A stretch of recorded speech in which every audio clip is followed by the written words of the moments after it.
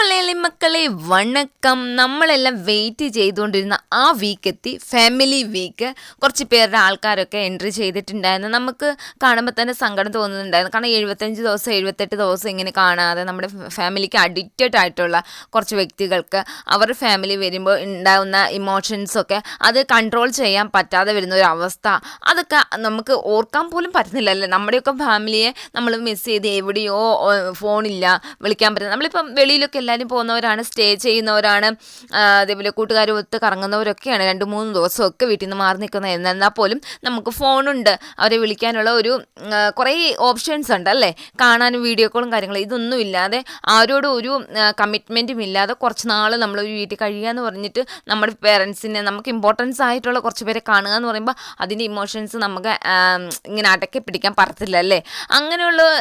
അങ്ങനെയുള്ള ഒന്നാണ് ഈ ബിഗ് ബോസിനകത്ത് എനിക്കിഷ്ടപ്പെട്ടുള്ള ഫാമിലി വീക്ക് എന്ന് പറയുന്നത്.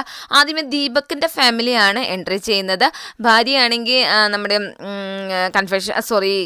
നമ്മുടെ സ്റ്റോർ റൂമിൽ നിന്നാണ് എൻട്രി ചെയ്യുന്നത്. ഭാര്യയും കൊച്ചും കൂടെ വന്നിട്ട് അങ്ങനെ ബെഡിൽ കിടക്കുകയാണ്. ദീപക് ഞെട്ടി എന്നിട്ട് നോക്കുമ്പോൾ ഭാര്യ ഇരിക്കുന്നു, കൊച്ചിരിക്കുന്നു. എന്നിട്ട് സന്തോഷം കൊണ്ട് കുറേ നേരം അവരെ കെട്ടിപ്പിടിക്കുന്നു, ഉമ്മ കൊടുക്കുന്നു. എല്ലാവരും ഓടി വരുന്നു കേട്ടോ, ഒരു വ്യത്യാസമില്ലാതെ എല്ലാവരും ഓടി വന്ന് എല്ലാവരും സംസാരിക്കുന്നു. പിന്നീട് ദീപക് പോയി വാഷിംഗ് ഒക്കെ കഴിഞ്ഞിട്ട് ഫാമിലിയായിട്ട് നമ്മുടെ ഗാർഡൻ ഏരിയ പോയി കുറേ കാര്യങ്ങളൊക്കെ സംസാരിച്ച് കുറേ നേരം കരയൊക്കെ ചെയ്യുന്നുണ്ട്. അപ്പം കൊച്ചു പറയുന്നുണ്ട്, അപ്പം എനിക്ക് വേണ്ടി കളിച്ചത് എൻ്റെ സണ്ണിന് വേണ്ടിയാണ് എന്നൊക്കെ പറഞ്ഞപ്പോൾ എനിക്ക് പ്രൗഡായി. എനിക്കെന്തോ ഒരു, ഞാൻ നേരത്തെയൊക്കെ പറയുമായിരുന്നില്ല, അപ്പോൾ അവിടെ പോയി കഴിഞ്ഞിട്ട് എൻ്റെ പേര് പറയണം, അങ്ങനെ ഇങ്ങനെ പറഞ്ഞപ്പം എനിക്ക് ഭയങ്കര സന്തോഷമായി എന്നൊക്കെ പറയുന്നുണ്ട്. അപ്പം ദീപക്കിനോട് യോജിച്ച് പോകാൻ പറ്റാത്ത, അതായത് ദീപക്കിനോട് നമുക്ക് വിയോജിപ്പ്, ഹൗസ് മേറ്റ്സിൽ നിന്ന് വിയോജിപ്പ് തോന്നിയിട്ടുള്ള ആരോടാണെന്ന് ചോദിക്കുമ്പം അരുണിനോടാന്ന് പറഞ്ഞത്. അരുണ് അങ്ങനെ പ്രശ്നം ഉണ്ടാക്കേണ്ട, ദീപക് അങ്ങനത്തെ ഒരു മൈൻഡുള്ള വ്യക്തിയല്ല, അരുണ് വിചാരിക്കുന്ന പോലെ ഒന്നുമല്ല. അത് എന്തോ ഒരു ഫ്ലോയിൽ വന്നു പോയതാണ്. ദീപക് വേറൊന്നും മെയിൻ ചെയ്തിട്ടില്ലെന്ന് എനിക്കറിയാം. അപ്പം അരുണിനോട് മാത്രമുള്ള അത് അനാവശ്യമായിട്ടുള്ള ഒരു വഴക്കായി പോയി എന്ന് പറയുന്നുണ്ട്. പിന്നെ കുറച്ച് നേരമൊക്കെ എല്ലാവരുമായിട്ട് സ്പെൻഡ് ചെയ്ത് കഴിഞ്ഞിട്ട് ദീപക്കിൻ്റെ ഫാമിലി പോകുന്നുണ്ട്. അത് കഴിഞ്ഞ് കൈ പിടിച്ചിട്ട് കണ്ണടച്ച് നിൽക്കാൻ പറയുന്നുണ്ട് ബിഗ് ബോസ്. ആരെയാണ് ഹഗ് ചെയ്യുന്നത്? അവരുടെ ഫാമിലിയാണ് വന്നിരിക്കുന്നത് പറയുന്നുണ്ട്.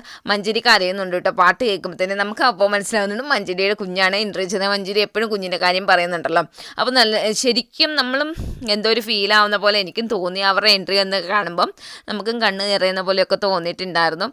എന്നിട്ട് മഞ്ജരി കൊച്ചിനെ പിടിച്ച് കെട്ടിപ്പിടിച്ച് കരയും, അമ്മയും കരയൊക്കെ ചെയ്ത് കുറച്ച് നേരം അവർ സംസാരിച്ച് കഴിയുമ്പോൾ വീണ്ടും ഇതേ ക്വസ്റ്റ്യൻ തന്നെ, വിയോജിപ്പ് തോന്നിയിട്ടുള്ളത് ആരോടാന്ന് ചോദിക്കുമ്പം അരുണ്, അൻഷിത, സൗന്ദര്യ, ഇവരൊക്കെ അതായത് ഇത് ഒരു പേഴ്സണലായിട്ട് എടുക്കുന്ന പോലെ എനിക്ക് തോന്നിയിട്ടുണ്ടായിരുന്നു.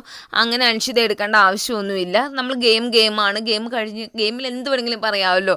ഗെയിം കഴിഞ്ഞ് കഴിയുമ്പോഴും അത് വെച്ചുകൊണ്ട് നടക്കേണ്ട ആവശ്യമില്ലല്ലോ എന്നൊക്കെ പെങ്ങൾ പറയുന്നുണ്ട് കേട്ടോ.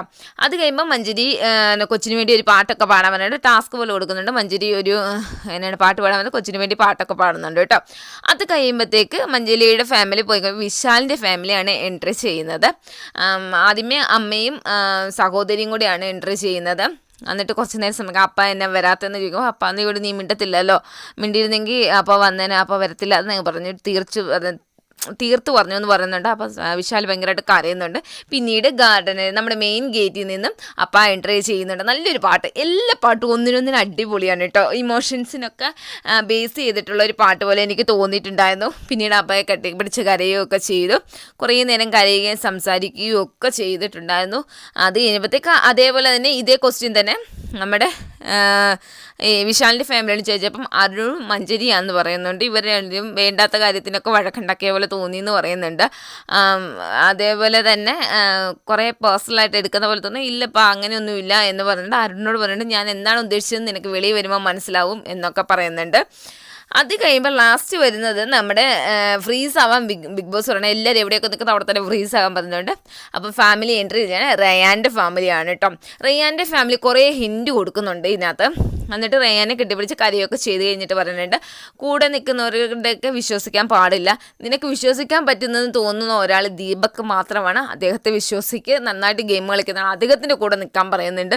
അപ്പോൾ ചോദിക്കുന്നത് ജാക്ലിൻ പോലും വിശ്വസിക്കും, ആരെയും വിശ്വസിക്കരുത്, എല്ലാവർക്കും ഗെയിമാണ്, നീ 2 പേരിലും ഒതുങ്ങി പോകുന്നു, അപ്പോൾ അവർ ഇങ്ങനെയാണ് നിന്നെ മാത്രമാണ് ഒതുങ്ങുന്നത്, അല്ല അവർ വേറെ ആൾക്കാരും സ്പ്രെഡ് ആവുന്നുണ്ട്. നീ രണ്ടുപേരും ഒതുങ്ങി നിൻ്റെ ഇൻഡിവിജ്വൽ ഗെയിം കളിക്കുന്നില്ല, നീ ഇനിയെങ്കിലും കളിക്കുന്നുണ്ട്. അമ്മ പറയുന്നുണ്ട് മസാജിങ് ഒക്കെ കുറയ്ക്കണം എന്ന് പറഞ്ഞ സൗന്ദര്യയുടെ കാര്യമാണ്. നമുക്ക് ഇൻഡിവിജ്വലായിട്ട് കളിക്കുന്നതാണ് ഇഷ്ടം. കാരണം സൗന്ദര്യം കളിക്കണം, റയാനും കളിക്കണം, ജാക്ലിനും കളിക്കണം അല്ലേ. അപ്പം ഇനിയും 2 ആഴ്ചയും കൂടി ഉള്ളൂ, അതിലും കൂടെ കളിച്ചാലേ നമുക്ക് പറ്റത്തുള്ളൂ. അപ്പോൾ പറയുന്നുണ്ട് നീ ഇൻഡിവിജ്വലായിട്ട് കളിക്കണം, വെളിയിൽ കാണുന്നത് അങ്ങനെയാണ്. ഇതിപ്പോൾ ലാസ്റ്റ് ആണെങ്കിലും സേതുപതി സാർ പറഞ്ഞിട്ട് പോരാ, ഇനിയും വേണമെന്ന് പറയുന്നത് ഇൻഡിവിജ്വലായിട്ട് കളിക്കാനാണ് പറയുന്നത്. നീ ഇൻഡിവിജ്വലായിട്ട് കളിക്കുക, നീ നന്നായിട്ട് ഗെയിം കളിക്കുന്നുണ്ട്, നിൻ്റെ കൂടെയുള്ളവരെ വിശ്വസിക്കരുത്. പക്ഷേ നീ ആ 2 പേരും നിൽക്കാതെ മറ്റുള്ളവരും കൂടെ പരിചയപ്പെട്, മറ്റുള്ളവരുടെ കൂട്ടത്തിലും കൂട്, എന്തിനാ ഈ 2 പേര് തന്നെ നിൽക്കുന്നേ എന്നൊക്കെ ചോദിക്കുന്നുണ്ട് കേട്ടോ. സത്യമായിട്ടുള്ള കാര്യമല്ലേ, ഈ 2 പേര് നിൽക്കാതെ മറ്റുള്ളവർ കൂടെ നിൽക്കുന്നതായിരിക്കുമല്ലോ നല്ലത്. അപ്പോൾ ഇന്നത്തെ ഫാമിലി വീക്കിൽ ഇത്രയേ ഉണ്ടായിരുന്നുള്ളൂ. ഇനി ബാക്കിയുള്ളവരുടെയൊക്കെ നാളെ നാളത്തെ കഴിഞ്ഞൊക്കെ ആയിട്ട് വരും. നല്ല രസമായിരിക്കും, എനിക്ക് ഭയങ്കരമായിട്ട് ഇഷ്ടമാണ് ഫാമിലി വീക്ക് വരുമ്പോൾ അവരുടെ ഇമോഷൻസ് കാണുക.